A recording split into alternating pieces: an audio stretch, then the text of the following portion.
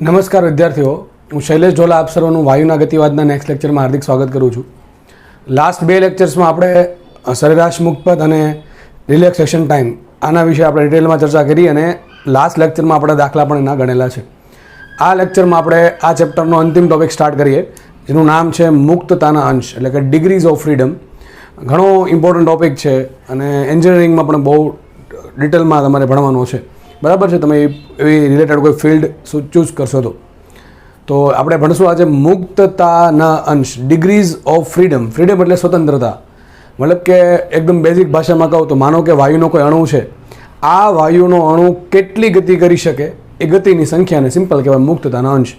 આપણે એને કહેશું ડિગ્રીઝ ઓફ ફ્રીડમ. ઘણી વખત આવું પણ લખ્યું હોય DOF એટલે કે ડિગ્રીઝ ઓફ ફ્રીડમ એટલે મુક્તતાનો અંશ. તો માનો કે કોઈ વાયુનો અણુ છે, માનો કે મારા હાથમાં કોઈ અણુ છે, એ અણુ શું કરે છે? ત્રણ ગતિ કરે છે. એક્સ દિશામાં ગતિ કરે, વાય દિશામાં ગતિ કરે અને ઝેડ દિશામાં ગતિ કરે. અને ત્રણેય ગતિ કેવી છે? સ્વતંત્ર.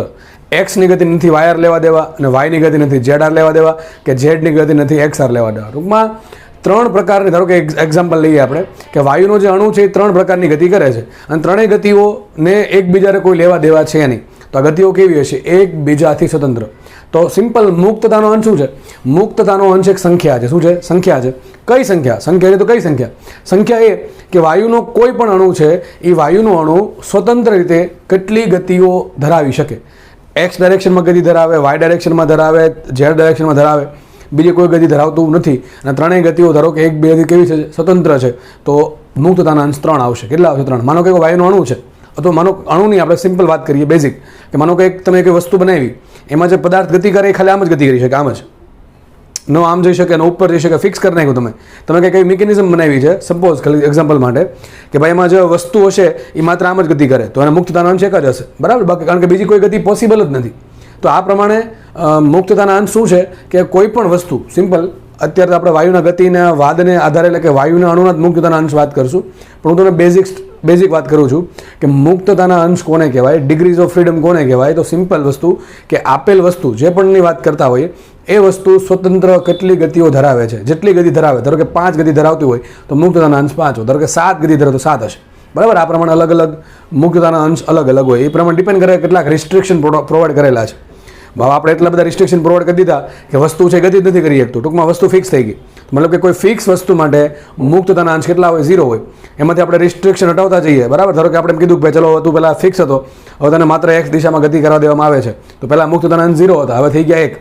ધારો કે હજી થોડાક રિસ્ટ્રિક્શન હટાવીએ આપણે, ધારો કે X1 વાયમાં બેમાં ગતિ કરી શકે છે, તો મુક્તતાના અંશ 2 આવશે. તો આ પ્રમાણે આપણે જેટલા રિસ્ટ્રિક્શન લગાવશું ગતિ ઉપર એટલા મુક્તતાના અંશ કેવા હશે? ઓછા હશે. અને માનો કે કોઈ વસ્તુને ફિક્સ કરી નાખવામાં આવે તો એના મુક્તતાના અંશ કેટલા હશે? 0 હશે. આ બધી બેઝિક વાતો છે. આપણે અહીંયા ભણવાનું છે મુક્તતાના અંશ વાયુના સંદર્ભમાં, વાયુના અણુના સંદર્ભમાં. તો હવે આપણે વાયુના અણુની જ વાત કરશું. તો હવેથી આપણે ટોપિક સ્ટાર્ટ કરીએ. તમને બેઝિક આઈડિયા આવી ગયો શું છે મુક્તતાના અંશ. મુક્તતાના અંશ શું છે કે ભાઈ અણુની ગતિના સંખ્યા, કેટલી ગતિ. એવું નહીં કે માનો કે એક્સ દિશાની ગતિ છે એ વાય દિશા પર ગતિ એક્સ ડાયરેક્શનની ગતિ છે એ વાય દિશા પર આધાર રાખતી હોય, બરાબર છે, તો એને સ્વતંત્ર કહેવાય નહીં. તો એને ડિગ્રી ઓફ ફ્રીડમમાં ગણવાનું, તો તમે એ ગતિના મુક્તતાના અંશમાં ગણી ના શકો. તો મુક્તતાના અંશની વ્યાખ્યા આવી આવશે કે વાયુનો કોઈ પણ અણુ જેટલી સંખ્યામાં સ્વતંત્ર ગતિઓ ધરાવી શકે એ ગતિઓની સંખ્યાને શું કહેવાય? મુક્તતાના અંશ. અહીં શબ્દ બહુ જરૂરી છે, સ્વતંત્ર હોવું જોઈએ. એક કોઈ પણ મોશન બીજી મોશન પર ડિપેન્ડ ના હોવી જોઈએ. બધી કેવી હોવી જોઈએ? ઇન્ડિપેન્ડન્ટ હોવી જોઈએ, એટલે કે સ્વતંત્ર હોવી જોઈએ, ફ્રીડમ હોવી જોઈએ. તો F આપણે એને દર્શાવશું F વડે. હવેથી આપણે F એટલે શું થશે? F એક સંખ્યા છે. Fનું ગુજરાતીમાં મિનિંગ થાય મુક્તતાનો અંશ, ઇંગ્લિશમાં કહેવાય ડિગ્રી ઓફ ફ્રીડમ.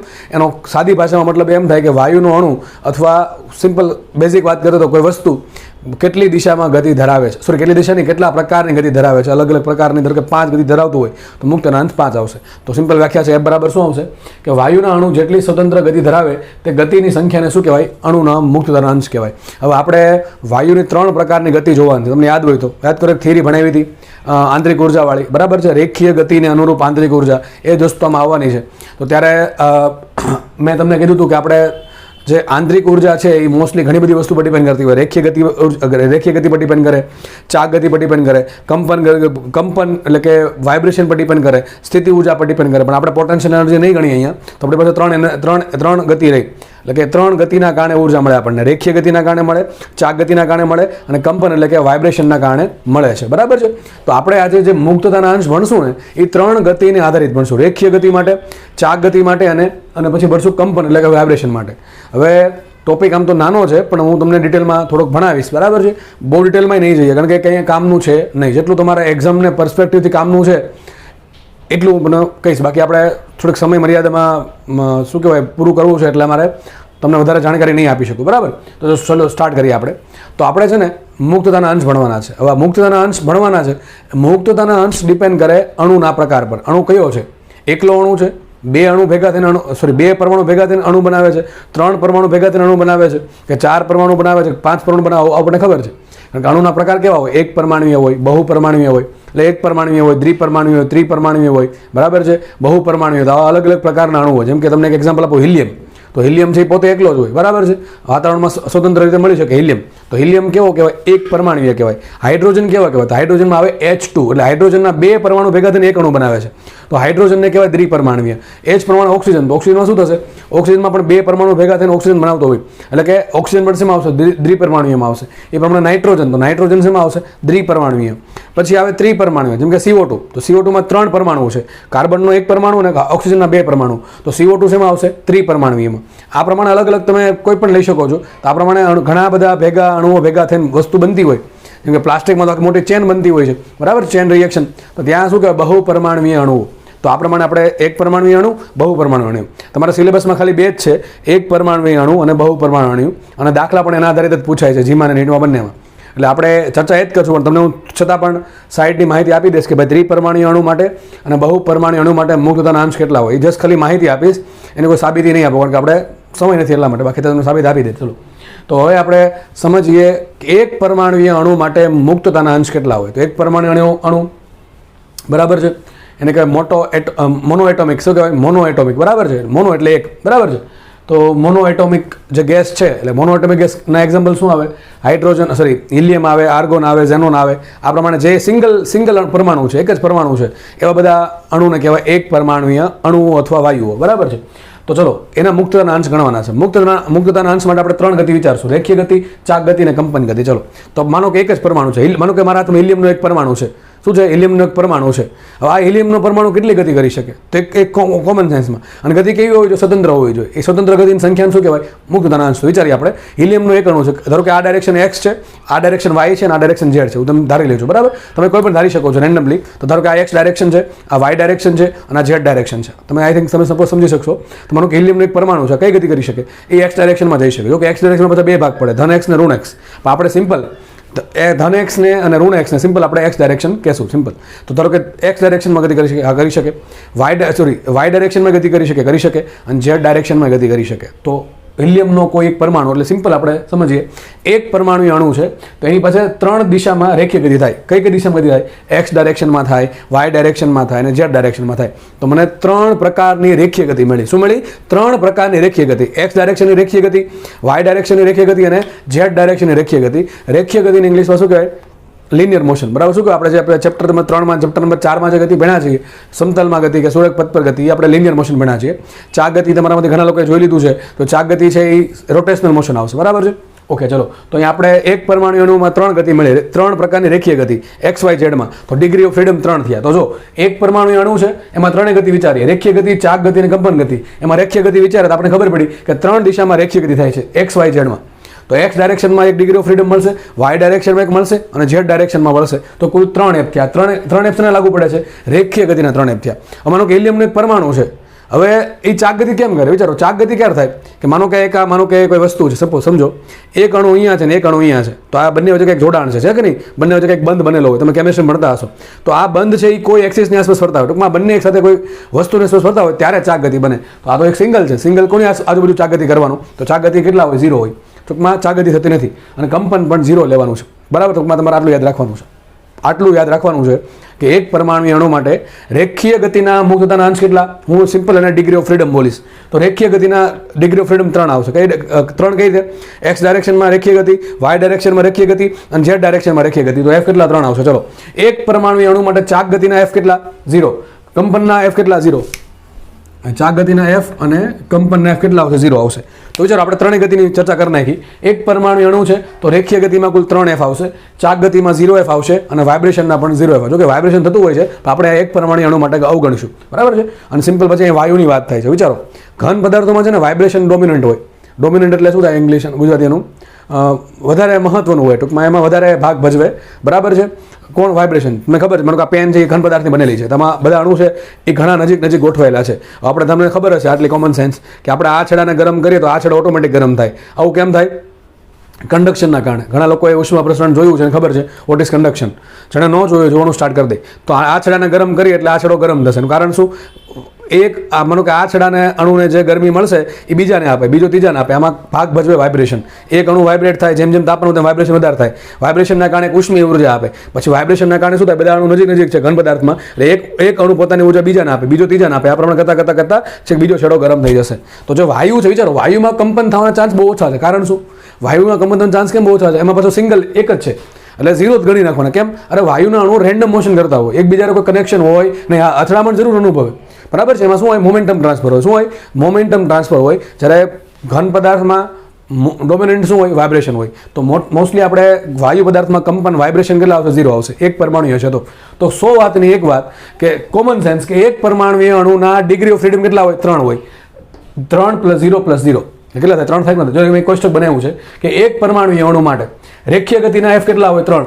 એક પરમાણુ માટે ચાક ગતિના એફ કેટલા હોય? 0. અને કંપનના એફ કેટલા હોય? 0. તો કુલ એફ કેટલા? 3 થાય. કેટલા થાય? 3 થાય. તો આપણે કોમન સેન્સ આટલી ખબર પડી ગઈ. મને આટલી ખબર પડી ગઈ કે એક પરમાણુ અણુના મુક્તતાના અંશ કેટલા હોય? 3 હોય. લખી નાખ્યું છે મેં.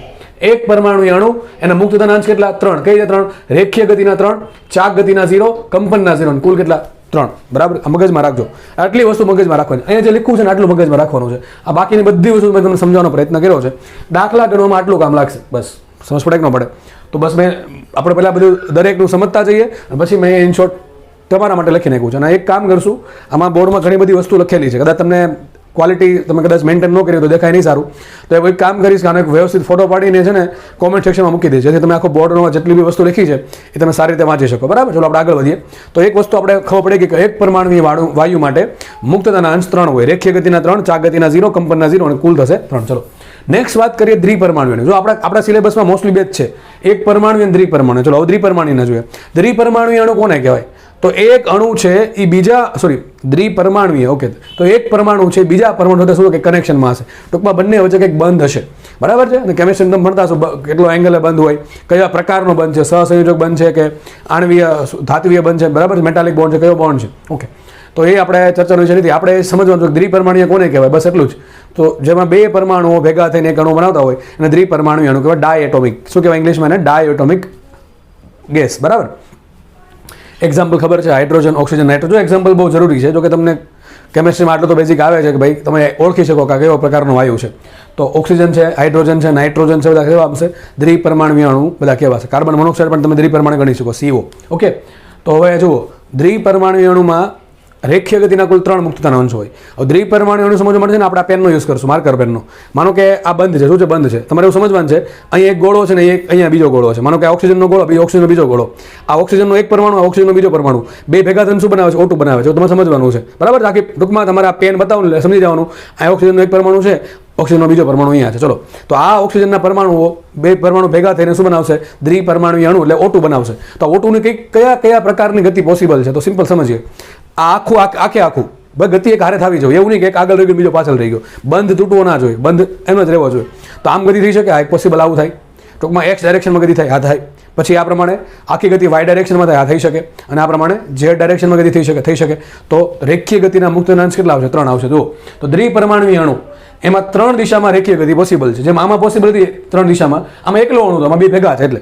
તો આમાં 3 દિશામાં રેખીય ગતિ પોસિબલ છે. કઈ એક્સમાં, વાયમાં, ઝેડમાં. એટલે રેખીય ગતિના કારણે મુક્તતાના અંશ કેટલા આવ્યા? 3 આવ્યા.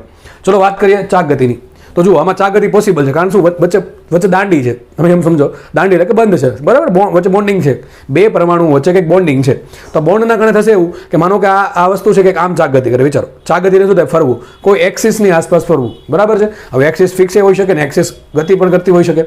એક્સિસ જો ફિક્સ હોય તો એને શુદ્ધ ચાક ગતિ કહેવાય, બરાબર છે. ઓકે, જેમ કે પૈડું ફરતું હોય, પૈડું તો પૈડાની એક્સિસ ફિક્સ હોય, ગતિ કરતી હોય, બરાબર છે. એ રોલિંગ મોશનમાં ઘણા લોકોએ જોયું છે ને, આઈડિયા હશે, જેને નથી જોયું જોઈ શકે છે, ચેનલ પર એનું પ્લેલિસ્ટ છે. ઓકે, તો જો માનો કે કોઈ એક અણુ છે, એક પરમાણુ અહીંયા અને એક પરમાણુ અહીંયા, એટલે ભેગા તેને એક દ્વિપરમાણુ અણુ બનાવ્યો, તો આ ગતિ જો આમ પોસિબલ છે, વિચારો આમાં એક એક્સિસ આમ લઉં, ટૂંકમાં આ અક્ષની આજુબાજુ દેખાય છે, અક્ષ કેવી છે, આ જે બંધ છે ને એને લંબ છે, તો આ બંધને જે લંબ અક્ષિસ છે એને લક્ષણ આમ ફરતા હોય, ચલો આ એક પ્રકારની ચાક ગતિ દેખાય કે નહીં, બધા દેખાતું હશે. આ પ્રમાણે ચાક ગતિ થઈ શકે, બરાબર. આ પ્રમાણે બીજી ચાક ગતિ આમ થાય, માનો કે એક્સિસ આમ છે, એક્સિસ આમ છે, બરાબર છે. હવે તમને થશે સર આવી ઘણી બધી ચાક ગતિ પોસિબલ છે, પણ આપણે સિલેબસમાં બે જ લેવાની છે, એક તો આ લીધી અને એક આ લીધી. ચલો બીજી ચાક ગતિ ધારો કે આ પ્રમાણે એક્સિસ આ પ્રમાણે છે, આ પ્રમાણે તમારા તરફ આવે છે, તો વસ્તુ ફરશે આ રીતે, તો આમ પણ ફરી શકે. તો દ્વિપરમાણુ અણુમાં બે પ્રકારની ચાક ગતિ જોવા મળે, એમ દોરવાનો પ્રયત્ન કર્યો છે. એક પરમાણુ અહીંયા, બીજો પરમાણુ અહીંયા, બંને વચ્ચે કંઈક બંધ છે, આ થઈ ગઈ એક્સિસ ને એક્સિસની આસપાસ આમ ફરે છે, ટૂંકમાં આ પ્રમાણે આ આકૃતિ આમ બતાવે છે, આમ ફરે છે, આમ સમજ પડે, આમ ફરે છે. અને બીજી આકૃતિ શું બનાવે, એક પરમાણુ અહીંયા, એક પરમાણુ અહીંયા, એક્સિસ આમ લંબ છે, દેખાય છે, તો આમ સીધી છે. હવે વસ્તુ સીધી વાત છે, 3Dમાં દોરવી અહીંયા અઘરી છે, બરાબર. તો એક્સિસ આ પ્રમાણે છે, તમારી સામે આવે છે, એટલે વસ્તુ આમ ફરે છે. તો બીજી આકૃતિ શું બતાવે છે, વસ્તુ જે અણુ છે એ આ પ્રમાણે ફરે છે. તો કુલ બે ચાક ગતિ આવી, એક આ ચાક ગતિ ને એક આ ચાક ગતિ. તો રેખીય ગતિ કેટલી હતી, 3. ચાક ગતિના મુક્તના અંશ કેટલા, 2 આવ્યા, તો કુલ કેટલા થયા, 5 થયા. કુલ કેટલા થયા, 5 થયા. કુલ 5 કોના, ચાક ગતિના 2, રેખીય ગતિના 3, કુલ થઈ ગયા 5. જો રેખીય ગતિ આમાં છે, આમાં ચાક ગતિ નથી, કંપન ગતિ નથી, એટલે કુલ 3 થઈ ગયા. આમાં ચાક ગતિ છે, રેખીય ગતિ છે, રેખીય ગતિના કેટલા 3 આવ્યા, ચાક ગતિના કેટલા આવ્યા, 2 આવ્યા, હજી એક ગતિ બાકી છે, કંપન. અહીં કંપનના 0 હતા, અહીં કંપનના કેટલા થાય આપણે જોવાનું છે. ચલો તો હવે આપણે અહીંયા ઘડીક સાઈડમાં રાખો, આ નીચે આપણે જોવાનું છે. તો હવે આપણે એ સમજીએ હવે આપણે એ સમજીએ દ્વિપરમાણુય વાયુ એટલે કે ડાયએટોમિક ગેસ માટે કંપન ગતિના કારણે મુક્તતાના અંશ કેટલા હોય. જો કંપન, આમાં કંપન 0 ગણ્યું હતું, કારણ શું, આમાં બધા રેન્ડમલી પોતાના મન થાય એમ બધા ફરે છે, બરાબર. એકલો છે, અણુ એકલો છે, પરમાણુ એકલો છે, એટલે મન થાય એમ ફરે છે, એટલે એક પોતાના વાઇબ્રેશનની બીજાને પોતાના વાઇબ્રેશનની અસર ઇફેક્ટ બીજા અણુ પર પડશે નહીં. જ્યારે આમાં એવું નથી થવાનું. દ્વિપરમાણુ જો આવું પોસિબલ છે કે બંને વચ્ચે કંઈક દાંડી છે, વિચારો આ દાંડી છે, બરાબર છે. ઘન પદાર્થમાં શું એક પછી એક અસંખ્ય શૃંખલા હોય, તમે ક્રિસ્ટલ ભણતા હશો, બરાબર ને, ક્રિસ્ટલ સ્ટ્રક્ચર ગુજરાતી મને ખબર નથી, બરાબર છે, FCC BCC એની વાત કરું છું. લેટિસ, બરાબર. તો લેટિસમાં શું હોય, લેટિસ કોને કહેવાય કે એકદમ વ્યવસ્થિત પેટર્ન, બરાબર, અણુઓની એક વ્યવસ્થિત ગોઠવણી એક આમ લાંબી શૃંખલામાં વહેંચાયેલી હોય. જ્યારે વાયુમાં એવું ના હોય, વાયુમાં પરમાણુઓ અથવા અણુઓ રેન્ડમ મોશન કરતા હોય છે, પોતાની મેળે ગતિ કરતા હોય છે અને એકબીજા સાથે અથડામણ અનુભવે. તો મેં કીધું એ પ્રમાણે ઘન પદાર્થમાં મહત્વનો ભાગ કોણ ભજવે, વાઇબ્રેશન ભજવે, એનર્જી ટ્રાન્સફર માટે, બરાબર છે, હીટ, મોસ્ટલી હીટ માટે. અને વાયુ છે એમાં એક અણુ છે એની પાસે હીટ છે, એ અથડાશે એટલે બીજાને હીટ આપશે, બીજો અથડાશે ત્રીજાને હીટ આપશે. આ પ્રમાણે રેન્ડમ મોશનના કારણે હીટનું ટ્રાન્સફર થતું હોય છે. પણ ઘન પદાર્થ જેવું થતું નથી, કારણ કે કંપન શું કહેવાય, કંપન એટલે કે વાઇબ્રેશન ડોમિનન્ટ હોય. જ્યારે અહીંયા મોમેન્ટમ ટ્રાન્સફર, એક પોતાનું વેગમન બીજાને આપે, બીજાનું વેગમન ત્રીજાને આપે, એ મહત્વનું છે. પણ અહીંયા શું છે, અહીંયા તો કંપન થવાનો પોસિબલ ચાન્સ જ નથી, પણ અહીંયા કંપન થઈ શકે. વિચારો, માનો કે એક અણુ અહીંયા છે ને એક અણુ અહીંયા છે, માનો કે આની પાસે કંપન આવ્યું, આ અણુ પાસે કંપન આવ્યું, કંપન ક્યાંથી આવશે યાદ કરો, યાદ રાખજો, કંપનનું મેઇન કારણ છે તાપમાન. શું છે, તાપમાન. જેમ તાપમાન વધે એમ વાઇબ્રેશન વધે. હવે વાઇબ્રેશન છે ને એ શબ્દ બહુ મોટો શબ્દ છે, તમને ભલે નાનો લાગતો હોય, પણ વાઇબ્રેશન પોતાનામાં ખૂબ મોટો સબ્જેક્ટ છે, એક આખો સબ્જેક્ટ છે, એક વિષય છે આખો. જે લોકો તમારામાંથી ભવિષ્યમાં મિકેનિકલ એન્જિનિયર બનશે, બરાબર છે, તો લગભગ સિવિલમાં થોડા ઘણા અંશ આવતું હશે, આઈ ડોન્ટ નો, પણ મિકેનિકલ ખબર છે મને કે મિકેનિકલ એન્જિનિયર જે પણ લોકો ભણશે એ લગભગ 2 થી 3 સેમેસ્ટર સુધી વાઇબ્રેશન સબ્જેક્ટ ભણવાના છે આખો, બરાબર. 3rd યરમાં અથવા 4th યરમાં, એ પછી ડિપેન્ડ કરે તમે કઈ યુનિવર્સિટીમાંથી મિકેનિકલ કરો છો. તો વાઇબ્રેશન સબ્જેક્ટ તમે ડેફિનેટલી ભણશો, એના વગર તમે મિકેનિકલ એન્જિનિયર નહીં બનો. તો વાઇબ્રેશન ભલે લખવું છે નાનું છે, કંપન લખી નાખવું બહુ નાનું છે, પણ એ પોતાનામાં વિચારો 2 થી 3 સેમેસ્ટરનો સબ્જેક્ટ છે, એટલે 1 થી 1.5 વર્ષનો કોર્સ છે આખો, બરાબર. સબ્જેક્ટ આવે એ તમારે ભણવો પડે. એટલે હું અહીંયા મર્યાદામાં તે તમને વાઇબ્રેશન ભણાવીશ, બાકી તો વાઇબ્રેશન ભણવા માટે લગભગ 20-25 લેક્ચર જો આરામથી, બરાબર છે, મિકેનિકલ એન્જિનિયરનું વાઇબ્રેશન ભણવું હોય તો. એવી બહુ સારી ક્વોલિટીના. ચલો આપણે આગળ વધીએ, એટલે કે એકદમ ડેફમાં એમ. તો આપણે અહીંયા લિમિટેડ રાખશું કંપન સમજાવવામાં. હું પણ તમને વધારે માહિતી નહીં આપું, કારણ કે સમય ખાસો લઈ લેશે એ વસ્તુ, એટલે અને એમ કોઈ એનું કોઈ કામ નથી, એક્ઝામ પર્સપેક્ટિવનું કોઈ કામ નથી આટલું ડિટેલમાં નોલેજનું. ઓકે, પછી ક્યારેક આપણે ચર્ચા કરશું, કોઈને એવો ઇન્ટરેસ્ટ જાગે વાઇબ્રેશન ભણવું છે તો આપણે એમાં ચર્ચા કરશું સ્કૂલ ખુલ્યા પછી. તો ચલો સ્ટાર્ટ કરીએ આપણે દ્વિપરમાણુ અણુ માટે કંપનના કારણે કેટલા ડિગ્રી ઓફ ફ્રીડમ આવે. તો આપણે અહીંયા વાત કરતા હતા એક પરમાણુ અહીંયા, એક પરમાણુ અહીંયા છે. હવે આ પરમાણુ શું થશે, માનો કે કંપન મળ્યું. કંપન કોના કારણે મળશે? તાપમાનના કારણે. કંપન થવાના ઘણા બધા રીઝન્સ હોય, પણ મેઇન રીઝન છે તાપમાન. તાપમાન વધવાથી કંપન વધે. હવે આ પોતાનું વાઇબ્રેશન આને આપી શકે, બરાબર છે. તો તમારે એવું જશે એવું યાદ રાખવાનું છે. હવે આ આંકડો આવવા માટે જે આંકડો તમને આપીશું કે વાઇબ્રેશનના કારણે એટલા આવે, બરાબર છે, એ ભાઈ એના માટે ઘણું બધું ભણવું પડે, પણ હું તમને ડિટેલમાં નહીં ભણાવું ત્યારે, સમય ના પાવે. જસ્ટ તમારે ખાલી યાદ રાખવાનું, યાદ રાખજો. તો માનો કે કોઈ દ્વિપરમાણુય અણુ છે, એનું તાપમાન ઊંચું છે, અને જો તાપમાન ઊંચું છે ને તો જ આપણે વાઇબ્રેશનને ગણશું વાયુમાં, બાકી ગણશું નહીં. તો જો લખ્યું છે દ્વિપરમાણુય અણુમાં બે કેસ છે, પહેલો ભાગ ને બીજો ભાગ. પહેલા બીજો ભાગ બનાવી દઉં. જો અણુનું તાપમાન વધારે હોય તો કંપન ગતિના તમારે ડિગ્રી ઓફ ફ્રીડમ લેવાના છે. આ તમારે યાદ રાખવાનું છે. ક્યારે યાદ રાખજો? જો આ બે તો હશે જ તે. દ્વિપરમાણુય અણુ હોય તો ચાક ગતિના 2, રેખીય ગતિના 3. હવે આપણે વાત કરીએ વાઇબ્રેશનના, કંપન ગતિના. તો જો વાયુના અણુનું તાપમાન વધારે હોય ને તો જ કંપનના ગણવાના છે, બાકી ગણવાના નથી. જો વાયુના અણુનું તાપમાન વધારે છે અને વધારે છે અને દ્વિપરમાણુય છે તો કંપનના આવશે કુલ 2. કેટલા આવશે? કુલ 2. તો વિચારો, માનો કે તો કેસ આવો થઈ ગયો. એક દ્વિપરમાણુ અણુ છે તો રેખીય ગતિના કેટલા? 3. ચાક ગતિના કેટલા? 2. હવે જોવાનું કંપનના હશે કે નહીં. જો તાપમાન છે તો કંપનના આવશે 2. તાપમાન ઊંચું છે તો કેટલા આવશે? 2. તો કુલ થાય કેટલા? રેખીય ગતિના 3, ચાક ગતિના 2 અને કંપન ગતિના F કેટલા હશે? 2. તો કુલ થાય કેટલા? 7. તો યાદ રાખજો, તમને પ્રશ્ન આવો પૂછશે. ઓક્સિજનનો પરમાણુ અથવા ઓક્સિજન અણુ ઊંચા તાપમાને છે. માનો કે દાખલો કોઈ બનાવીએ, એમાં તમારે F ની જરૂર પડે છે. રકમ કંઈક આવી છે, ઓક્સિજનનો પરમાણુ અથવા અણુ ઓક્સિજનનો અણુ ઊંચા તાપમાને છે. તો માનો કે તમારે F કેટલા આવે? F આવે 7. પેલા આમ વિચારવાનું, ઓક્સિજન છે કયો અણુ છે? એક પરમાણુ, દ્વિપરમાણુ, બહુપરમાણુય? તો કે કોમન સેન્સ દ્વિપરમાણુય અણુ છે. હવે એમાં જોવાનું દ્વિપરમાણુ પાસે બે ભાગ પડે, ઊંચું તાપમાન, નીચું તાપમાન. નીચું તાપમાન આપણે કેસ જોઈએ છીએ, આપણે અત્યારે આ કેસની ચર્ચા કરીએ. તાપમાન ઊંચું છે તો કંપનના કેટલા આવશે? 2. ચાક ગતિના કેટલા આવે? 2. રેખીય ગતિના કેટલા આવે? 3. તો કુલ થાય કેટલા? 7. તો યાદ રહેજો, તમને એમ પ્રશ્ન પૂછે કે હાઇડ્રોજનનો અણુ કે નાઇટ્રોજનનો અણુ કે ઓક્સિજનનો અણુ, કોઈ પણ દ્વિપરમાણુય અણુ ઊંચા તાપમાને છે તો એના F કેટલા આવશે? 7 આવશે. આમાં કેટલા હતા? કુલ 3 હતા. કારણ શું? આમાં રેખીય ગતિના 3, તો આમાં રેખીય ગતિના 3 છે. આમાં ચાક ગતિના 0, તો આમાં ચાક ગતિના 2 છે પાછા, બરાબર? કુલ 3 થયા, 5 થયા.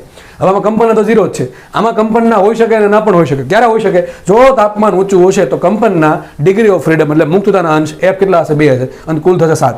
હવે માનો કે સર તાપમાન નીચું છે તો થશે એવું કે ભાઈ આમ તો કોઈ પણ અણુ, કોઈ પણ વસ્તુ, આમ તો બરાબર કોઈ પણ અણુ છે એ પોતાના તાપમાન અનુસાર અણુ વાઇબ્રેશન કરતા હોય છે.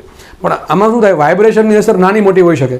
તો જો તાપમાન નીચું હશે તો વાઇબ્રેશનની અસર બહુ નાની હશે અને આપણે એને અવગણી નાખશું. એટલા માટે લખ્યું છે અહીંયા કે દ્વિપરમાણુય અણુ માટે ધારો કે કંપન ગતિના F વધવા છે તો જોવાનું તાપમાન કેવું છે. ઊંચું છે, ઊંચું હશે તો 2 છે.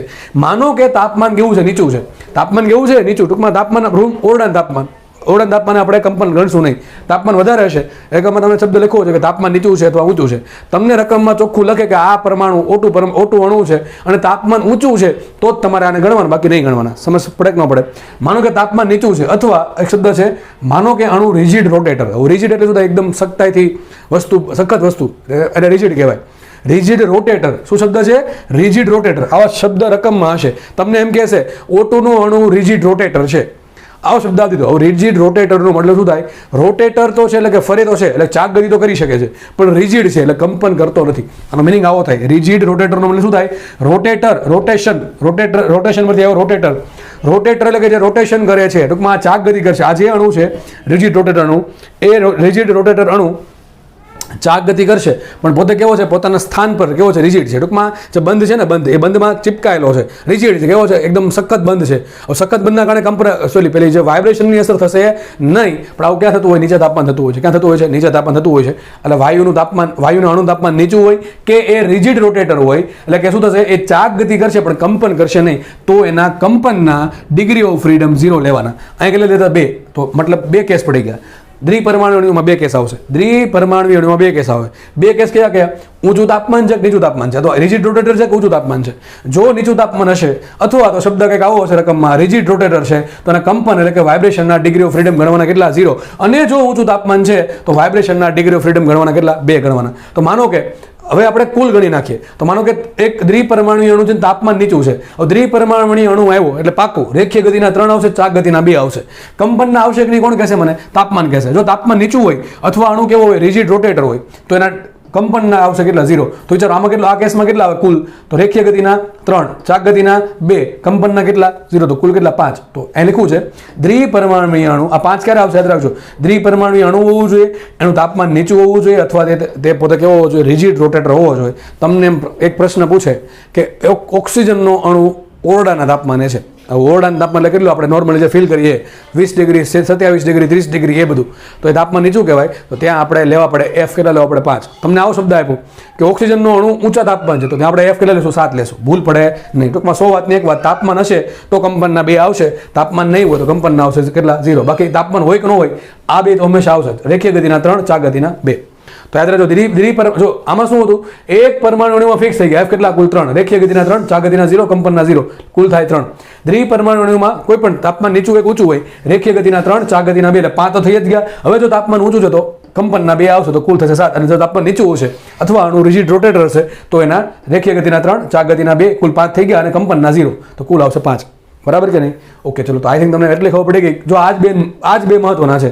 દાખલા અહીંથી જ આવશે, આટલું તમને આવડું જો. હવે જે આવશે બાકીના બહુ પરમાણુ એ એક્સ્ટ્રા છે, બરાબર, જસ્ટ ખાલી નોલેજ માટે. કરે દાખલો પૂછવાનો છે નહીં એનો. ઓકે, તો ચલો આપણે સમજી લેજો. એક પરમાણુમાં કેટલા હતા, રેખીય ગતિના 3, ચાક ગતિના 0, કંપનના 0, કુલ કેટલા થાય, કુલ થશે F3. ચલો દ્વિપરમાણુમાં 2 કેસ આવે. પહેલો કેસ કયો, નીચું તાપમાન, તો બીજો એમાં શું છે, રિજિડ રોટેટર. પહેલો કેસ શું છે, દ્વિપરમાણુ અણુમાં ડાયએટોમિક ગેસમાં કે તાપમાન નીચું છે અથવા અણુ કેવો છે, રિજિડ રોટેટર છે. તો રેખીય ગતિના કેટલા 3 આવશે, ચાક ગતિના કેટલા આવશે 2 આવશે, કંપનના કેટલા આવશે 0, તો કુલ કેટલા થશે 5.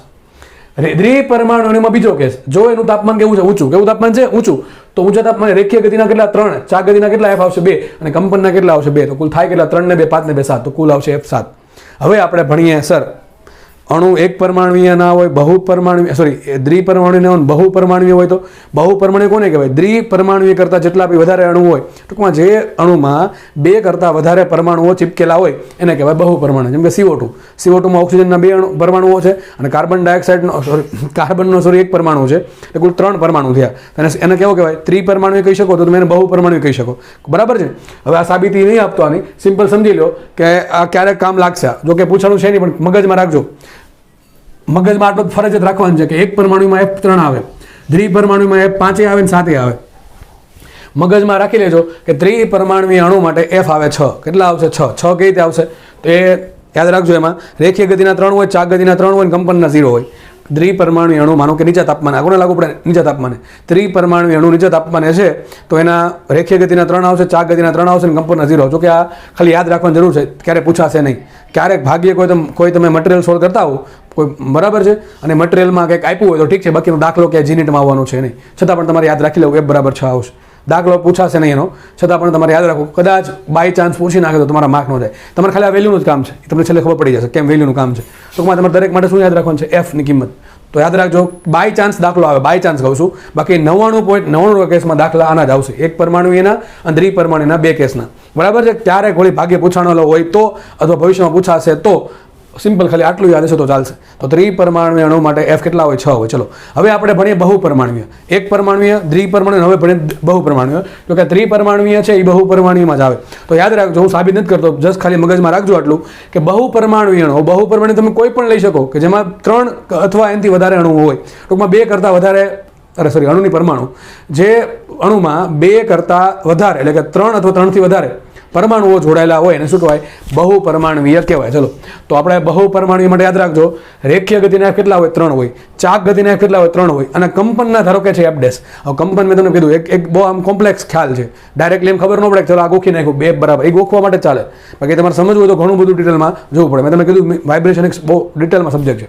તો જસ્ટ ખાલી અત્યારે યાદ રાખો કે ભાઈ બહુ પરમાણુય અણુમાં રેખીય ગતિના 3 મુક્તતાના અંશ હોય, ચાક ગતિના કુલ 3 હશે, અને કંપનના ધારો કે F' છે. હવે F' ની કિંમત અલગ અલગ પરમાણુઓ માટે અલગ અલગ હોય. એ ઘણી બધી વસ્તુ પર ડિપેન્ડ કરતું હોય છે. મેં તમને કીધું મોસ્ટલી ડિપેન્ડ કરે તાપમાન પર. ધારો કે કંપનના છે F', કેટલા છે F'? જો આ જસ્ટ ખાલી યાદ રાખવાનું છે, કોઈ યુઝ થવાનો નથી.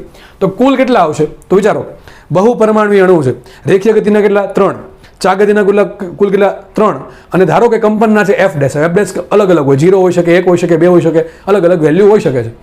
બરાબર. તો કુલ આવશે કેટલા, 3 ને 3 6 ને પ્લસ F', તો કુલ કેટલા આવશે 6 પ્લસ F'. માનો કે મેં તમને કીધું ત્રિપરમાણુય વાયુ માટે. હવે ત્રિપરમાણુય અણુ છે, ધારો કે કંપનના 0, તો કુલ કેટલા આવે 6 આવે, એટલે 6 લખ્યા છે. બરાબર, આ પ્રમાણે આવશે 6. આમાં મેં એવું ધારું કંપનના 0 છે એટલે 6 આવ્યા, બરાબર. ઓકે, તમને કંપનના મુક્તતાના અંશ આપ્યો તો ગણવા પડે. તો 100 વાતની એક વાત, કોઈ પણ બહુ પરમાણુય અણુ હોય, એ ત્રિપરમાણુય હોય કે 4 પરમાણુ, 5 પરમાણુ, ટૂંકમાં 5 પરમાણુ ભેગા થઈને બનાવતા હોય, બરાબર છે. આવા કોઈ પણ બહુ પરમાણુય અણુ છે તો એના માટે મુક્તતાના અંશ કેટલા? 6 + f'. 6 ક્યાંથી આવ્યા? રેખીય ગતિના 3 આવશે, ચા ગતિના 3 આવશે. આ f' શું છે? કંપનના મુક્તતાના અંશ. ધારો કે કંપનના મુક્તતાના અંશ f' છે તો કુલ કેટલા આવશે? f આવશે 6 + f'. સમજ પડે કે ન પડે?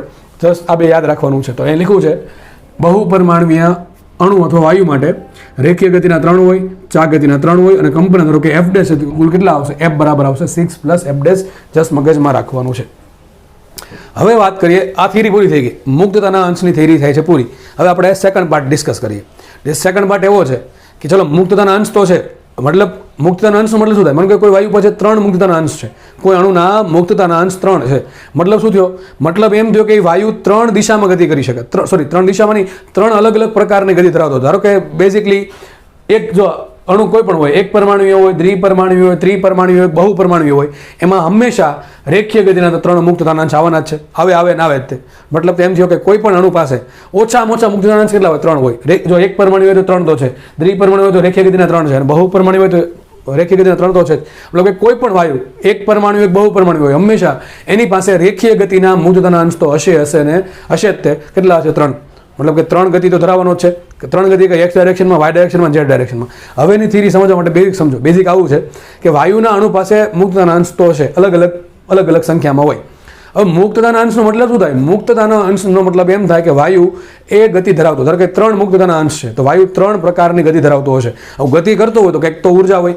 તો હવે આપણે એ ભણવાનું છે કે મુક્તતાના અંશ છે એટલે વાયુ કંઈક ગતિ ધરાવતો હશે. ગતિ ધરાવતો હશે તો કંઈક ઉર્જા ધરાવતો હશે, કારણ કે કોઈ પણ પ્રકારની ગતિ અરે કંઈક તો ઉર્જા લેવા દેવા વગર. માનો કે વાયુનો અણુનો વેગ છે તો કઈ ઉર્જા હોય? ગતિ ઉર્જા હોય, બરાબર. કઈ ઉર્જા હોય? ગતિ ઉર્જા હોય, અથવા ચા ગતિ ઉર્જા હોય, અથવા વાઇબ્રેશનના કારણે ઉર્જા હોય. તો આવી અલગ અલગ પ્રકારની ઉર્જા હોય. તો હવે આપણે એ ભણીએ કે મુક્તતાના અંશ અને અણુની ઉર્જાને શું લેવા દેવા છે. તો ડાયરેક્ટલી યાદ રાખવાનું છે, મગજમાં રાખજો. બહુ મસ્ત થિયરી છે અને મોસ્ટ ટાઈમ થિયરી. અહીંથી ક્વેશ્ચન આવવાના મેક્સિમમ ચાન્સ છે, બરાબર છે. અને જીમાં તો વધારે પ્રશ્ન અહીંથી જ આવે છે આ ટોપિકમાંથી. તો ધ્યાનથી સમજો. માનો કે સીધું યાદ રાખવાનું છે કે એક મુક્તતાનો અંશ હોય ને, એક મુક્તતાનો અંશ હોય ને તો એની સાથે ઉર્જા કેટલી હોય? હાફ કેબીટી. મગજમાં સીધું યાદ રાખવાનું છે, સાબિત નથી આપવાની, મગજમાં રાખો. ફરીથી કહું છું, કોઈ અણુ પાસે એક મુક્તતાનો અંશ, જો કે આપણે જોયું કે વાયુ પાસે ઓછામાં ઓછા કેટલા મુક્તતાના અંશ? 3 તો હશે જ તે. પણ માનો કે સિમ્પલ એક ગતિ ધરાવે છે, એક ગતિ અથવા એક પ્રકારની ગતિ થાય છે, તો એક મુક્તતાનો અંશ હોય ને તો ઉર્જા કેટલી હોય અણુ પાસે? હાફ કેબીટી. અથવા સિમ્પલ લખ્યું છે કે એક મુક્તતાના અંશ સાથે સંકળાયેલી ઉર્જા કેટલી હોય? હાફ કેબીટી. મગજમાં સીધું સૂત્ર યાદ રાખવાનું છે, હાફ કેબીટી. સાબિત શું થયું આના પરથી? કે હાફ કેવા અચળ, કેબી કેવા અચળ. તો સાબિત શું થયું? મુક્તતાના અંશની જે ઉર્જા છે એ કોના પર ડિપેન્ડ કરે? તાપમાન T પર. અને તાપમાન શેમાં લેવાનું? કેલ્વિનમાં. શેમાં લેવાનું? કેલ્વિનમાં, સેન્ટીગ્રેડમાં લેતા નહીં, બરાબર છે. તો સાબિત શું થયું કે મુક્તતાના અંશને આધારિત આપણે સ્પેશિયલી કોની વાત કરીએ છીએ? અણુની વાત કરીએ છીએ. બીજી વસ્તુ લાગુ નથી પડતું, બરાબર. કોની વાત કરીએ? અણુની, સ્પેશિયલી અણુની વાત કરીએ છીએ કે ભાઈ કોઈ વાયુનું અણુ છે, એ અણુનું તાપમાન T છે અને એનો મુક્તતાનો અંશ ગમે એટલા હોય, પણ એક મુક્તતાનો અંશ હોય, એક મુક્તતાના અંશ સાથે સંકળાયેલી ઉર્જા કેટલી હોય? હાફ કેબીટી. હવે આપણે જોયું શું અણુ પાસે એક જ મુક્તતાનો અંશ હોય? ના સર, અલગ અલગ હોય. ધારો કે આની પાસે 3 છે, આની પાસે 5 હોય, 7 હોય, આની પાસે 6 + f' છે, આની પાસે 3 છે, સોરી 6 છે. તો અલગ અલગ અણુઓ પાસે મુક્તતાના અંશની સંખ્યા કેવી હોય? અલગ અલગ હોય. તો અણુ વિચારો, નોર્મલ કેવું થવું કહી શકાય કે માનો કે અણુ પાસે f મુક્તતાના અંશ છે, અહીંયા f3 હશે, અહીંયા f5 હશે, અહીંયા f7 હોઈ શકે, અહીંયા f કેટલા હોય? 6 + f' હોઈ શકે. તો સિમ્પલ ખબર પડી ગઈ આપણને કે એક અણુ પાસે મુક્તતાના અંશ કેટલા હોય? ધારો કે f કેટલા છે? f. હવે f ની કિંમત અલગ અલગ વાયુ પ્રમાણે અલગ અલગ હોય. તો એક મુક્તતાનો, હવે સમજો ત્રિપદી મૂકવાનું છે.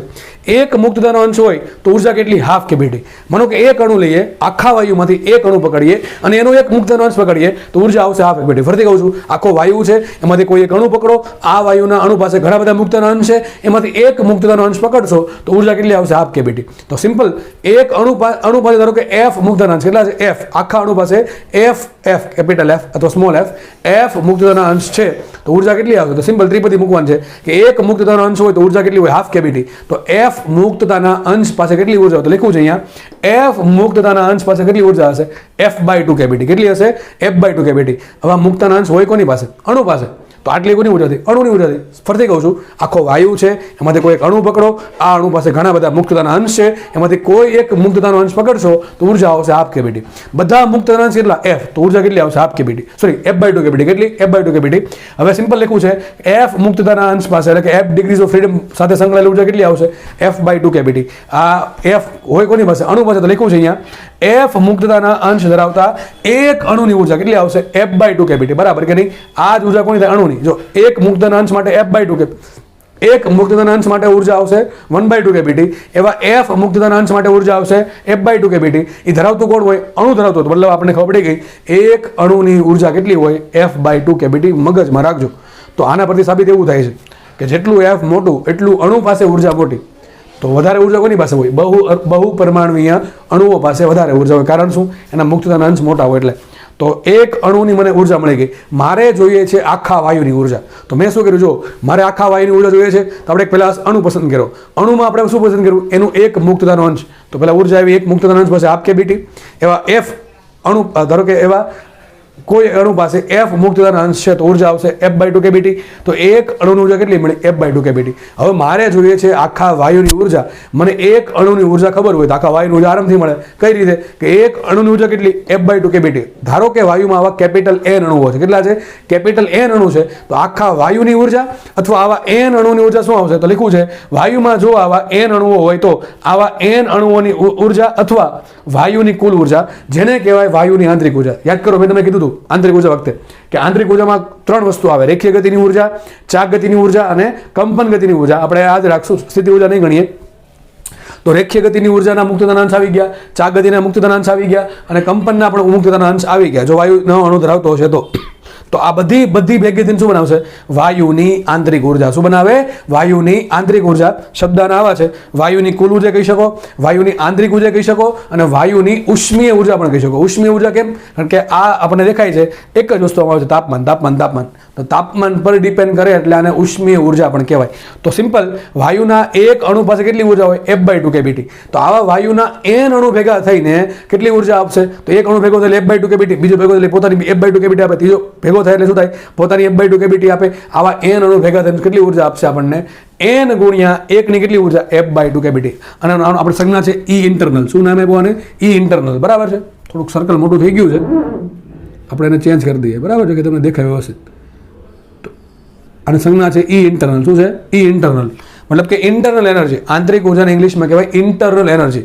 તો વાયુની અથવા ગેસની ઇન્ટરનલ એનર્જી એટલે કે આંતરિક ઉર્જા એટલે કે કુલ ઉર્જા એટલે કે ઉષ્મીય ઉર્જા કેટલી હશે? તો સૂત્ર આવશે E ઇન્ટરનલ બરાબર શું? તો એક અણુ ઉર્જા કેટલી? f/2 કેબીટી. એવા n અણુ, તો ગુણ્યા n કરી દીધું તો સૂત્ર બની ગયું f/2 × n × કેબીટી. હવે આ વસ્તુ બાજુના નવા સેક્શન પર લખી છે તો આપણે ભણ્યું હમણાં કે n અણુ ધરાવતા વાયુને, હું આ બાજુ આવી જાઉં છું, n અણુ ધરાવતા વાયુની કુલ ઉર્જા. જો વાયુની કુલ ઉર્જા કહી શકો તમે એને, વાયુની ઉષ્મીય ઉર્જા પણ કહી શકો અને વાયુની આંતરિક ઉર્જા પણ કહી શકો.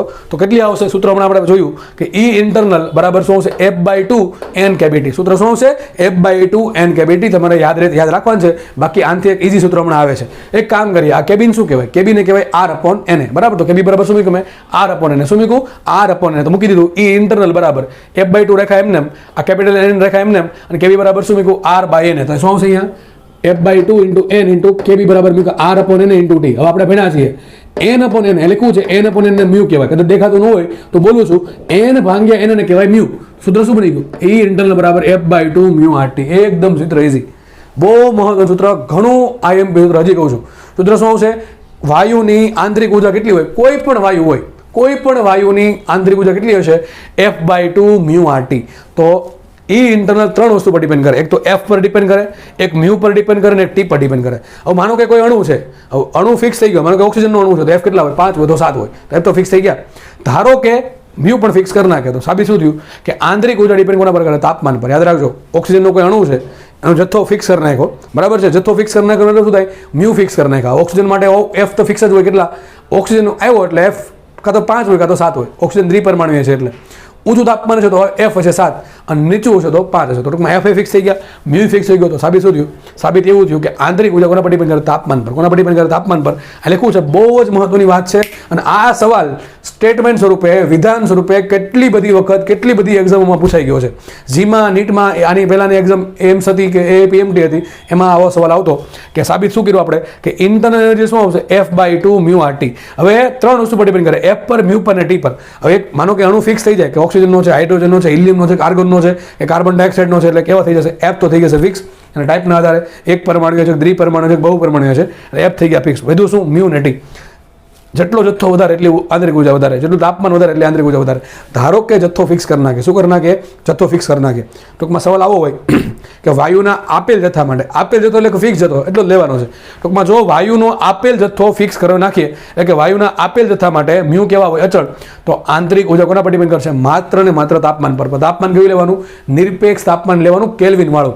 તો બહુ મહત્વની વાત લખી છે અહીંયા કે વાયુની આંતરિક ઉર્જા માત્ર તેના નિરપેક્ષ તાપમાન ટી પર આધાર રાખે છે, નહીં કે દબાણ પર, નહીં કે કદ પર. માનો કે તમને સવાલ પૂછ્યો કે એક વાયુ છે, એનું આપેલ જથ્થા માટે તાપમાન અચળ રાખીને દબાણ ડબલ કર્યું, અથવા તાપમાન ડબલ રાખીને કદ અડધું કર્યું, કે 5 ગણું કર્યું, 20 ગણું કર્યું, તાપમાન કેવું છે? અચળ. તો આંતરિક ઉર્જા બદલે કે ન બદલે? નહીં બદલે. આંતરિક ઉર્જા ક્યારે બદલે? તાપમાન બદલે તો ને તો જ આ વસ્તુ જેટલી મગજમાં વહેલી ઉતરશે એટલું તમને કોન્સેપ્ટ વધારે સમજાશે. અહીંયા પણ અને થર્મોડાયનેમિક્સમાં પણ. બરાબર છે? તો 100 વાતની એક વાત આ કોની વાત થાય છે? આદર્શ વાયુની. બાકી આદર્શ વાયુ માટે આંતરિક ઉર્જા છે ને દબાણ પર ડિપેન્ડ કરે પ્રેક્ટિકલમાં. એ આપણે નહીં ભણીએ. જે લોકો ભવિષ્યમાં મિકેનિકલ એન્જિનિયર બનશે મારી જેમ, બરાબર છે, આગળ એક સબ્જેક્ટ પડશે થર્મલ. એ થર્મલ અથવા થર્મોડાયનેમિક્સમાં આવશે આવું કે પ્રેક્ટિકલમાં જે વાયુ હોય ને એની જે આંતરિક ઉર્જા છે દબાણ પર ડિપેન્ડ કરતી હોય, તાપમાન પર ડિપેન્ડ કરતી હોય. પણ આપણે તમારા સિલેબસમાં 11-12માં જે પણ વાયુ શબ્દ આવશે એ વાયુ કેવો લેશો આપણે? આદર્શ વાયુ. જે આ ચેપ્ટરના પહેલા લેક્ચરમાં ચોખવટ પાડી હતી. એટલે તમારે રકમમાં કોઈ પણ એક્ઝામમાં શબ્દ આવે વાયુ ચેપ્ટર રિલેટેડ, તો તમારે એને આદર્શ વાયુ સમજવો. તો યાદ રાખજો, આ વસ્તુ કોને લાગુ પડે? માત્ર ને માત્ર આદર્શ વાયુને. અને આપણે આદર્શ વાયુ જ સિલેબસમાં છે. તો એ સિમ્પલ મેં ખાલી વાયુ લખ્યું છે. હકીકત શું આવે? શબ્દ આદર્શ વાયુ આવે. તો 100 વાતની એક વાત, આદર્શ વાયુની આંતરિક ઉર્જા માત્ર એના તાપમાન પર ડિપેન્ડ કરે. તાપમાનના સમપ્રમાણમાં. તાપમાન બમણું તો આંતરિક ઉર્જા ડબલ. તાપમાન 3 ગણું તો આંતરિક ઉર્જા 3 ગણી. તાપમાન 5 ગણું તો આંતરિક ઉર્જા 5 ગણી. પણ તાપમાન શેમાં હોવું જોઈએ? કેલ્વિનમાં હોવું જોઈએ. ભૂલવાનું નથી. તો વાયુની આંતરિક ઉર્જા કોના પર ડિપેન્ડ કરશે? તાપમાન પર, નહીં દબાણ પર કે નહીં કદ પર. પણ એનું દબાણમાં કદમાં સૂત્ર આવી શકે. જો આપણે હમણાં શું ભણ્યા? E ઇન્ટરનલ બરાબર F/2 મ્યુ RT. આપણે સાબિત કર્યું F/2 મ્યુ RT. હવે આપણે એક સૂત્ર છે આદર્શ વાયુ સમીકરણ, PV બરાબર મ્યુ RT. કોઈ સૂત્ર છે PV બરાબર મ્યુ RT. તો મ્યુ RT બરાબર શું મુકાય? PV. તો સૂત્ર આવું પણ આવે F/2 PV. શું આવશે? E ઇન્ટરનલ બરાબર F/2 PV. યાદ કરો, એક સૂત્ર આવું આપ્યું હતું, તમને યાદ હોય તો. ક્યાં લખશું આપણે? જગ્યા નથી મારી પાસે, અહીં લખી દઉં છું તમને. એક સૂત્ર આવું આપ્યું હતું, E બરાબર 3/2 PV. યાદ કરો, 3/2 PV. પણ આ એ કયું હતું? યાદ કરો, રેખીય ગતિ ને અનુરૂપ આંતરિક ઉર્જા. યાદ છે? અરે ભાઈ, જેને લેક્ચર જોયા છે આગળ એને યાદ હશે. એક સૂત્ર આગળ આવ્યું હતું, મેં કીધું હતું આ પૂછાઈ ગયું છે. E બરાબર આપણે આવું સાબિત કર્યું હતું. યાદ કરો, VRMS પછી આવું ભણ્યા હતા. E બરાબર 3/2 PV. સર અહીંયા તો કંઈક એવું જ આવ્યું, E બરાબર F/2 PV. હા, અહીંયા કંઈક શું આવ્યું? E બરાબર 3/2 PV. ત્યાં ચોખ્ખું કીધું હતું મેં કે આ જે E છે એ આંતરિક ઉર્જા નથી. કઈ ખાલી આંતરિક ઉર્જા છે? આંતરિક ઉર્જામાં 3 વસ્તુનો ભાગ છે: રેખીય ગતિનો, ચાક ગતિનો, વાઇબ્રેશનનો. અહીંયા જે આંતરિક ઉર્જા છે એમાં ખાલી રેખીય ગતિના કારણે જ આંતરિક ઉર્જા છે. આપણે જો ભણ્યા છીએ એ મૂકો કિંમત જો F/2 PV. વિચાર કરો, રેખીય ગતિ માટે F કેટલા હોય? 3 હોય. તો જો સાબિત થઈ ગયું 3. તો બીજી રીતે સાબિત કર્યું મેં. બે રીતે સાબિતી આપી તમને. એક સાબિતી આપી VRMS ના આધારે અને એક સાબિતી બીજી રીતે આપી આ સૂત્રને આધારિત. તમને એમ પ્રશ્ન પૂછાય કે કોઈ પણ વાયુની આંતરિક ઉર્જા કેટલી? તો F/2 PV. પણ તમને એમ પ્રશ્ન પૂછાય કોઈ પણ વાયુની રેખીય ગતિના કારણે આંતરિક ઉર્જા કેટલી? તો F કેટલા મૂકશો? 3 મૂકશો. બરાબર છે? તમને એમ પ્રશ્ન પૂછાય ચાક ગતિના કારણે આંતરિક ઉર્જા કેટલી? તો ચાક ગતિના જેટલા F હોય એ જ મૂકવાના. તમને એમ પૂછાય કે કંપનના કારણે આંતરિક ઉર્જા કેટલી? તો કંપનના જે F હોય એ મૂકવાના. હવે આપણે એટલી ખબર છે કે કોઈ પણ વાયુ હશે, કોઈ પણ વાયુ માટે F કેટલા હોય? F તો રેખીય ગતિ છે તો 3 તો હોવાના જ. એટલે સૂત્ર અહીંયા આવે છે E બરાબર 3/2 PV. યાદ રાખજો, તમે જ્યારે પણ સૂત્ર વાપરો E બરાબર 3/2 PV, એમાં જે E છે એ શું છે? ખાલી માત્ર ને માત્ર રેખીય ગતિના કારણે જે આંતરિક ઉર્જા મળે છે. એમાં ચાક ગતિ નથી, એમાં કંપન પણ નથી. આમાં બધું છે. ચાક ગતિ છે, રેખીય ગતિ છે, કંપન છે. તમને ખાલી રેખીય ગતિનું પૂછે તો તમારે F કોના મૂકવાના? રેખીય ગતિના. તમને ખાલી ચાક ગતિનું પૂછે તો કોના F મૂકવાના? ચાક ગતિના. અને તમને ખાલી કંપનના F પૂછે તો કંપનની ઉર્જા પૂછે તો અહીંયા કંપનના F મૂકવાના. અને તમને ખાલી આંતરિક ઉર્જા આપે એટલે ટૂંકમાં કુલ ઉર્જા કહેતા કુલ F મૂકવાના. શોધવાના. જેમ કે એક પરમાણુ અણુ માટે શું છે F3 હોય, દ્વિપરમાણુ માટે F કેટલા છે 5 હોય અથવા 7 હોય, અને ત્રિપરમાણુ માટે 6 હોય નીચું તાપમાન હોય તો, અને બહુપરમાણુ માટે કોમન સાયન્સમાં શું કેટલા હશે 6 + F. તો કિંમત એ મૂકો તો તમને અલગ અલગ ઉર્જાઓ મળે. તો આટલું વ્યવસ્થિત લખવાનું છે, સમજવાનું છે, સમજીને વ્યવસ્થિત લખવાનું છે. અને લખવા માટે એક કામ કરીશું, બોર્ડનું વ્યવસ્થિત પિક્ચર લઈ અને કોમેન્ટમાં મૂકી દઈશ. એ કોમેન્ટ સેક્શનમાંથી તમે ડાઉનલોડ કરી લેજો ઇમેજ, બરાબર છે? ઓકે, તો આપણે અહીંયા આટલું વ્યવસ્થિત લખો, પછી આપણે આગળ વધીએ છીએ. આગળ આ ચેપ્ટરમાં આ લેક્ચરમાં આગળ વધીએ છીએ, બરાબર છે? ઓકે, ચલો તો આપણે નેક્સ્ટ હવે જે આપણે આગળ થિયરી ભણ્યા છીએ એના આધારિત એક એક્ઝામ્પલ સોલ્વ કરી લઈએ. તો કે એક્ઝામ્પલ બહુ બેઝિક છે, પછી તો આપણે ક્યારેક એક્ઝામમાં આવું પૂછાતું હોય છે એટલે આપણે ગણાવી દઈએ. ચલો તો રકમ વાંચીએ આપણે. શું કહે જુઓ, ઊંચા તાપમાને રહેલા 3 મોલ O2 અને 5 મોલ હિલિયમ વાયુના મિશ્રણની કુલ આંતરિક ઉર્જા શોધો. તો દાખલો બહુ સિમ્પલ છે. શું કહે છે, એક તાપમાન ઊંચું હોય એવા કન્ટેનરમાં શું ભરેલ છે, 2 પ્રકારના વાયુઓ ભરેલા છે. એક છે 3 મોલ ઓક્સિજન અને બીજું છે 5 મોલ હિલિયમ.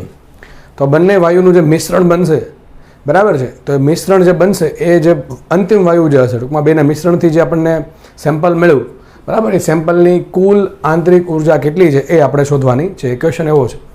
તો ચલો શું કરવું જોઈએ આમાં? તો સીધો ક્વેશ્ચન છે વાયુની આંતરિક ઉર્જા. તો પહેલી વાત તો આપણને એનું સૂત્ર આવડતું હોવું જોઈએ. આપણે એટલી ખબર છે કે ભાઈ માનો કે કોઈ પાત્રમાં કોઈ વાયુ છે, એ વાયુના મુક્તતાના અંશ F છે, એ વાયુનું તાપમાન T છે અને વાયુનો જથ્થો μ છે. તો સૂત્ર શું આવે આંતરિક ઉર્જાનું? તો સૂત્ર આવશે E ઇન્ટરનલ બરાબર F/2 μRT. આપણે હમણાં ભણ્યા, સાબિત કર્યું આપણે. તો સૂત્ર શું આવશે? E ઇન્ટરનલ બરાબર શું આવશે? F/2 μRT. તો મારી પાસે અહીંયા 2 વાયુઓ છે, ઓક્સિજન છે અને હાઇડ્રોજન છે, સોરી ઓક્સિજન છે અને હિલિયમ છે. તો હું શું કરીશ, અહીંયા ઓક્સિજનની આંતરિક ઉર્જા શોધી નાખીશ અને પછી શું કરીશ, હિલિયમની આંતરિક ઉર્જા શોધી નાખીશ અને બંનેની ઉર્જાનો સરવાળો કરીશ. કારણ કે ભાઈ ઉર્જા એ અદિશ રાશિ છે, ઉર્જાના ડાયરેક્શન આર કોઈ લેવા દેવા છે નહીં. તો કુલ ઉર્જા શું હોય, જેટલી બી પ્રકારની ઉર્જાઓ છે એ બધી ઉર્જાનો સરવાળો. તો હવે આપણે સમજીએ કે ઓક્સિજનની આંતરિક ઉર્જા કઈ રીતે મળશે અને આપણે પછી હિલિયમની આંતરિક ઉર્જા શોધી નાખશું અને બંનેનું શું કરશું, ડાયરેક્ટલી સરવાળો. અથવા તમે એક સ્ટેપમાં દાખલો ગણવો હોય તો તમે એમ પણ ગણી શકો છો કે ઓક્સિજનની આંતરિક ઉર્જા પ્લસ હિલિયમની આંતરિક ઉર્જા, પછી એમાં કિંમત મૂકો અને એક સ્ટેપમાં આઈ થિંક 10-15 સેકન્ડમાં આન્સર આવી જાય એવો દાખલો છે. તો ચલો અહીંયા મેં અલગ અલગ શોધી છે જેથી તમને વધારે સમજ પડે. તો પહેલાં આપણે એક કામ કરીએ, લઈએ ઓક્સિજન માટે. ચલો ઓક્સિજન, તો ઓક્સિજન કેવો વાયુ છે? પહેલાં દ્વિપરમાણુય. જો આપણે સૂત્ર શું આવશે? F/2 μRT. તો F/2 μRTમાં તાપમાન તો નથી આપ્યું પણ આપણને μ આપ્યું છે, બરાબર છે. હવે જરૂર પડશે Fની. શેની જરૂર પડે? Fની. તો F તો આપણે હમણાં જોયું કે કોના પર ડિપેન્ડ કરે? વાયુના પ્રકાર પર. કયા પ્રકારનો વાયુ છે? એક પરમાણુય છે, દ્વિપરમાણુય છે, દ્વિપરમાણુમાં તાપમાન ઊંચું છે કે નીચું છે, કે બહુપરમાણુય છે કે ત્રિપરમાણુય છે. તો આ પ્રમાણે અલગ અલગ પ્રકારના ટાઈપના આધારે F નક્કી થાય. તો પહેલાં આપણે એક કામ કરીએ, ઓક્સિજન માટે જોઈએ F. તો ઓક્સિજન કેવો વાયુ છે?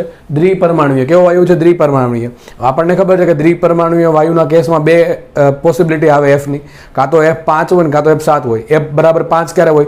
જ્યારે તાપમાન નીચું હોય ત્યારે. અને F=7 ક્યારે હોય? જ્યારે તાપમાન ઊંચું હોય ત્યારે. અહીં રકમમાં ચોખ્ખું પહેલો શબ્દ જ લખ્યો છે, ઊંચું તાપમાન, 2 શબ્દ. તો ઊંચું તાપમાન મતલબ કે શું થયું? ઓક્સિજન છે એ ઊંચા તાપમાને છે. તો આપણે શું લેશું? ઓક્સિજન દ્વિપરમાણુય છે અને એમાં તાપમાન કેવું છે? ઊંચું. તો હું કેટલું લઈશ? F=7 લઈશ. શું લઈશ? F=7. ચલો F=7 મૂક્યા. બીજું શું આપ્યું મને? એના મોલ આપ્યા 3 મોલ. તો μ બરાબર આપ્યા 3. ઓકે, સૂત્ર મૂકીએ E ઇન્ટરનલ બરાબર F/2 μRT. એમાં સિમ્પલ તાપમાન નથી આપ્યું તો મારો જવાબ તાપમાન ટૂંકમાં એમને રાખવાનું છે અને જવાબ એટલે કે ઓપ્શન પણ આપણા E સ્વરૂપે જશે. તો અહીંયા આપણે RT ને ચાળા નહીં કરીએ, RT રહેશે એમને. μ મૂક્યા 3 ને F મૂકો 7. તો 7 × 21 ભાગ્યા 2, બરાબર ને? F મૂક્યા 7 ભાગ્યા 2 એમને. F/2 μRTમાં F મૂકો 7, μ મૂકો 3, તો 7 × 21 ભાગ્યા 2. તો શું આન્સર આવશે? 21/2 RT. તો આ આપણને ઓક્સિજનની આંતરિક ઉર્જા મળી ગઈ. હવે ઓક્સિજનની જોડે જોડે એ જે પાત્ર છે એમાં હિલિયમ વાયુ પણ છે.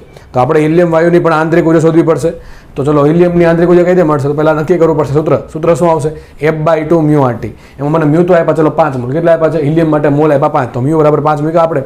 આગળ વાત કરીએ તો વધુ શું? F. હવે આપણને ખબર છે કે હિલિયમના F નક્કી કરવા માટે મારે વાયુનો પ્રકાર નક્કી કરવો પડે. તો વાયુ કયો છે? હિલિયમ છે. હિલિયમ કેવો વાયુ હોય? એક પરમાણુય કે બહુપરમાણુય? તો કોમન સેન્સની વાત છે, એક પરમાણુય વાયુ છે. આપણે હમણાં જ ભણ્યા છીએ કે એક પરમાણુય વાયુ હોય એના કુલ મુક્તતાના અંશ કેટલા હોય? 3. તો મૂક્યા F=3, બરાબર. સૂત્ર મૂક્યું E ઇન્ટરનલ બરાબર F/2 μRT. માં F કેટલા મૂકશું? 3 મૂકશું. μ કેટલા મૂકશું? 5. તો 5 × 15 ભાગ્યા 2 શું આવશે? 15/2 RT. તો મને હિલિયમની આંતરિક ઉર્જા મળી ગઈ, ઓક્સિજનની આંતરિક ઉર્જા મળી ગઈ. તો કુલ આંતરિક ઉર્જા કેટલી આવે? તો કુલ આંતરિક ઉર્જા આવશે, કુલ આંતરિક ઉર્જા એટલે કે જે સેમ્પલ છે અથવા એમ તો પાત્ર કહી શકો. પાત્રમાં જે વાયુનું મિશ્રણ છે એ મિશ્રણની કુલ આંતરિક ઉર્જા, અથવા એ શબ્દ એમ પણ હોય કે કુલ ઉર્જા, ઉષ્મીય ઉર્જા શોધો, બરાબર છે, એવો શબ્દ પણ હોઈ શકે. તો ઉષ્મીય ઉર્જા હોય, આંતરિક ઉર્જા હોય કે ટોટલ ઉર્જા હોય, એવો શબ્દ હોય તો સિમ્પલ આપણે આ સૂત્ર મૂકવું પડશે. તો માનો કે હજી કોઈક વાયુ આપ્યો હોય, ત્રીજો વાયુ, તો હજી એની આપણે આંતરિક ઉર્જા શોધી નાખે, અને પછી છેલ્લે શું કરે, સરવાળો. તો અહીંયા બે જ વાયુ છે તો બેની આંતરિક ઉર્જાનો કરીએ સરવાળો.